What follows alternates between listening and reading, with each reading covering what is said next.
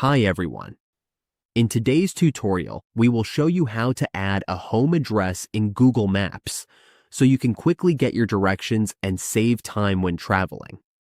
Setting your home location makes navigation faster and more convenient. Now, on the Google Maps dashboard, we will first scan your location. For example, let's scan here. Suppose this is your location and you want to check this one. For example, this is your location. Now, we will set a pin.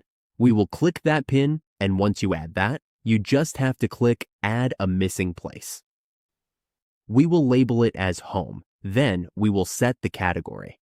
If you want this as residential, then click Submit. Just confirm the privacy, then Home. And that's how you can add your home address in Google Maps in just a few simple steps.